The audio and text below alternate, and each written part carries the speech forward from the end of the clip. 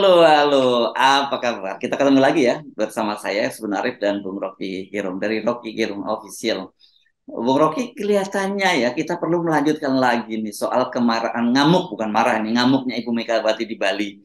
Kenapa? Karena saya baca-baca ini ternyata proyek ini meskipun sudah dicoret oleh Pak Jokowi dari proyek strategis nasional (PSN), tapi kelihatannya masih akan berlanjut. Dan yang menarik bahkan Pemprov Bali, ini kan kita tahu ya, Gubernur Bali ini kan di bawah kader PDIP, itu belum mengambil keputusan itu batal atau lanjut gitu. Tapi kelihatannya kalau kita lihat kecenderungannya akan lanjut karena ini sudah ada agreement dengan Cina gitu. Wah, ini Bu Mega sekarang punya dua petugas partai yang balelo tuh. Ya, Ya, ya, ya, kali itu. ya, ya. Jadi sebetulnya kalau kita lihat eh, ambisi Pak Jokowi itu nggak mungkin tertahankan karena di balik ambisi itu ya ada komponen lain yang kita sebut eh, keinginan Cina untuk menguasai industri-industri strategis di Indonesia itu. Ya, ya. Dan kalau itu udah jadi semacam uh, kesepakatan bisnis, ya susah buat Ibu Mega untuk ngamuk karena nanti kalau dia dibatalkan berapa banyak yang mesti diganti rugi ke Cina itu atau Cina akan ambil alih bandara itu tuh karena one prestasi tuh. Jadi sebetulnya kalau kita hitung secara politis tentu Jokowi menganggap bahwa ya teguran Bu Mega atau ngamuk Bu Mega itu ya biarin aja lah. Ngamuk tuh nggak ada akibatnya tuh. Lain kalau misalnya Bu Mega langsung batalkan gubernur Bali itu dicabut mandatnya tuh. Kalau cabut mandat presiden agak susah kan. Jadi Ya. sebetulnya Ibu Mega ada atau dihadapkan pada kesulitannya itu dia akhirnya ya separuh diolok-olok oleh publik nanti kalau dia nggak berhasil untuk menghalangi bandara itu. Jadi orang akan bilang ya Bu Mega udah ditipu bahkan untuk soal Bali aja Ibu Mega nggak bisa lawan habis-habisan apalagi soal Indonesia tuh. Jadi kelihatannya itu setting di depannya tuh dan kita mau lihat sebetulnya rakyat Bali itu berpihak pada siapa tuh. Tentu akan ada provokasi supaya itu diteruskan. Kalau PDIP ambil sikap yang radikal, bahwa itu harus dihentikan.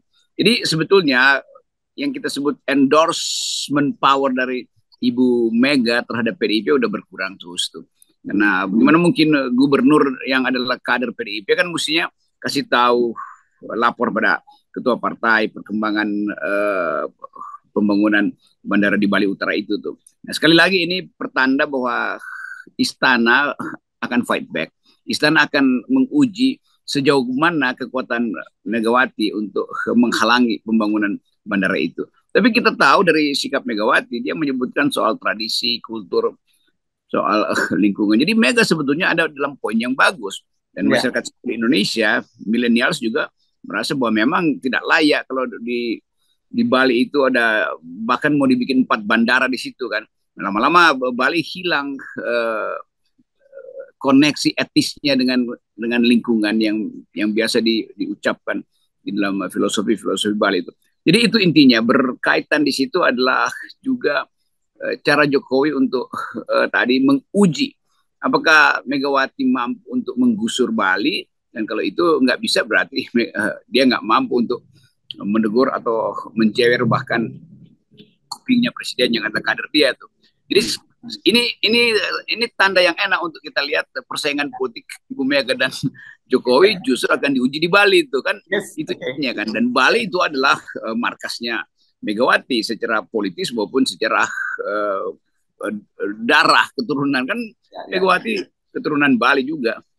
Ya, ya, ya, ya. Jadi ini menarik, ini serius sekali ya apa yang terjadi di Bali ya. Tapi saya kira gini, ini menarik karena tadi saya sebut, saya baca-baca ini pernyataan dari direktur palunya ya, direktur utamanya Bibu disebutnya itu, Bali Internasional Bandara Internasional Bali Utara, namanya Bibu, kan?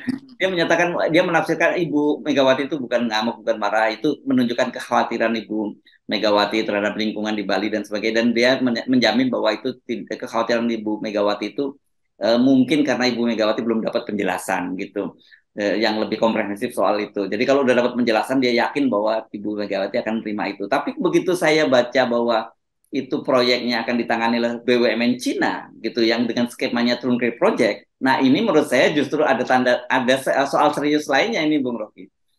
Ya itu ini kan Dirut ini petugas doang, di ngapain pula dia ngomong yang begituan tuh. Tentu sebagai Dirut Bibu, beliau itu ditugaskan oleh gubernur untuk bujuk Bu Mega, gubernur ditugaskan oleh Jokowi untuk bujuk Bu Mega tuh. Tetapi di ujungnya Megawati yang mesti kasih keputusan itu menolak atau mau dibujuk kan. Masa dibujuk oleh Dirut Bandara kan yang bener aja. Mestinya minimal ada pertemuan dengan Jokowi karena pada waktu itu Jokowi mengingat pesan Bu Mega kalau dia coret kan. Jadi panggil aja, jangan panggil gubernurnya, bahkan panggil presiden dong. Dan saya tahu bahwa Presiden Jokowi juga lagi pasang sinyal. Mampu nggak Bu Mega tegur ulang dia tuh? Sementara di belakang layar bisnis sudah jalan, artinya udah ada cashback lah segala macam kan. Kan fee udah mengalir pada pejabat-pejabat yang berbisnis dengan Cina kan selalu ada fee di situ kan, terang-terangan atau tidak terang-terangan. Jadi ini akhirnya udah kejeblos aja tuh, karena Cina pasti akan komplain tuh. Bahkan soal kereta cepat aja Cina langsung komplain bahwa itu kalau ada penambahan beban Anda lah yang bayar tuh, BUMN Indonesia atau pemerintah Indonesia yang sebagai penjamin. Ini juga begitu di Bali, kalau dia mangkrak karena persaingan politik atau pertengkaran politik karena Mega ngamuk, itu jadi bahan pembicaraan di Cina tuh. Kita mau apain ya barang ini? Maka terlihat bahwa yang kita sebut bisnis sebetulnya di Bali itu berserakan uang-uang haram tuh, dan uang haram itu yang sebetulnya mesti kita buka juga. Kenapa yang ditolak atau yang udah dicoret dalam daftar industri strategis diam-diam dilakukan lewat B2B itu. Misalnya begitu tuh. Kan itu tetap juga conditional di Bali itu mesti diperhitungkan soal lingkungan. Mau dibikin di land atau dibikin bandaranya lautan sama juga kan, itu artinya ada biota laut yang terganggu oleh infrastruktur itu tuh. Itu perubahan kimia laut. Apalagi bandara itu kalau dia turun ke mendarat di atas laut itu ada semacam bom suara itu apa namanya itu. Ya. Dan itu getaran itu sampai ke terumbu karang itu. Jadi bagian-bagian lingkungan ini saya kira yang mesti kita sorot juga. Selain lingkungan politik yang memang memanas antara Mega dan Jokowi. Kita lanjutin dulu nanti soal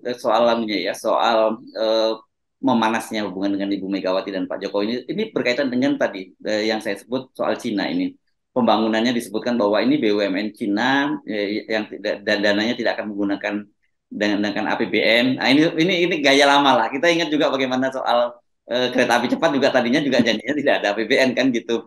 Dan kedua yang kita harus ingatkan, ini ada kasus yang menarik juga yang terjadi di Sri Lanka. Ini saya kira jadi pembahasan internasional, pembangunan bandara ya.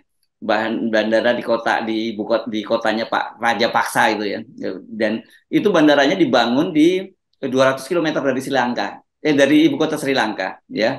Dan itu sekarang bandara itu mangkrak dan seperti biasa kemudian diambil alih, dan pemerintah sana mesti memberikan kompensasi kan kepada ini, diberikanlah pelabuhan laut dalam Hambantota ke Cina kan gitu. Nah, saya membayangkan ini kalau Bali lah berapa ya penumpang yang ke sana meskipun tertinggi di Indonesia.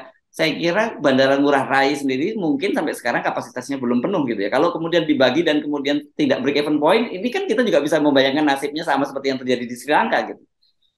Saya kira itu yang akan terjadi. Jadi kalau dibilang oke, bisnis to bisnis, ya tetap bisnis to bisnis, tetapi ada amdal lingkungan dan amdal politik. Apalagi berurusan dengan Cina yang udah terkenal bisa merampas lalu dia ubah itu jadi semacam bandara spionase misalnya kan. Jadi tetap pertimbangan-pertimbangan global politik, pertimbangan-pertimbangan intelijen dan pertimbangan lingkungan itu yang lebih penting untuk dibuka ke publik. Bukan sekedar dalil bahwa udah ini bisnis to bisnis kada urut APBN. Ya IKN dulu tadinya juga bisnis to bisnis, akhirnya pakai APBN juga sekian persen tuh. Kereta cepat macam-macam. Jadi asumsi-asumsi yang ada di masyarakat semakin jelas menunjukkan bahwa Indonesia itu diincar oleh Cina melalui proyek-proyek infrastruktur ini. Kan Bali itu strategis betul buat Cina tuh. Dalam perhitungan geopolitik maupun dalam perhitungan intelijen bisnis tuh. Jadi apa yang kita lihat di Bali sekarang itu juga sekaligus menunjukkan bagaimana rejim ini dikendalikan remote melalui yang disebut bisnis to bisnis. Soalnya nggak ada masalah kalau bisnis to bisnis tuh. Di ujungnya tentu karena ini pengembangnya adalah Cina, orang juga curiga tuh di dalam semua industri strategis. Kalau pengembangnya adalah Cina, itu artinya ada aktivitas intelijen di situ. Tuh. Bandara itu selalu peka terhadap kepentingan intelijen. Jadi bagian ini saya kira yang penting dan orang mesti akhirnya terbuka bahwa oh ini bisnis dengan Cina bukan ya. oleh APBN. Begitu kira-kira. Ya, ini sebenarnya persoalan yang oke, soal concern Ibu Mega dan sebagainya, soal lingkungan juga sangat serius. Tapi bahwa kemudian ternyata itu kerjasama dengan Cina dan Drone Trade Project seperti biasa, ya kita udah tahu apa dampaknya seperti apa. Oke, mari kita tinggalkan itu. Kita bahas. Jadi sekarang ada diam-diam persaingan ini sekarang langsung di daerah di kampung halamannya ya Ibu Megawati. Tapi di nasional kan kita tahu juga Ibu Megawati sedang membendung Pak Jokowi untuk tidak menunda pemilu dan memperpanjang masa jabatan. Saya kira kita bisa mengkaitkan dua hal ini, Bung Rofi. Iya, itu nanti ada sogokan lagi tuh. Misalnya, oke, kita tarik proyek itu, tapi Ibu Mega jangan terlalu ganggu Pak Jokowi. Ini agak susah nih, karena ini menyangkut kepastian konstitusional. Jadi Mega sekarang pegang dua kunci. Dia serius nggak mau menghalangi Jokowi untuk memperpanjang jabatan, entah melalui penundaan pemilu atau apa aja. Dan yang kedua, justru di kampung halaman Mega itu terlihat kekeras-kepalaan Presiden Jokowi dan gubernurnya. Kan ketersinggungan itu mestinya membuat Mega itu jangan sekedar ngamuk, tapi langsung aja meledak di situ dengan konsekuensi batalkan aja kan keanggotaan dari dua kader yang balelo ini. Kan ini betul-betul tamparan pada Mega tuh. Ketika Mega negur Jokowi anggap oke, tapi dia nggak mungkin menegur infrastruktur saya loh. Dan itu artinya bisnis yang sedang berlangsung di antara investor Cina dengan pengembang Indonesia itu tidak diketahui oleh Ibu Mega. Nah sebagai partai kan selalu diam-diam sebetulnya ini kan partai pemenang pemilu, mesti ada fee, kira-kira begitu. Ada aja di sekitar Ibu Mega yang ngomporin misalnya. Kita nggak dapat fee di Bali. Padahal Ibu Mega tuh yang jadiin gubernur Bali itu sebagai dari kader PDIP itu. Jadi kelihatannya begitu. Itu macam-macam aspeknya di situ.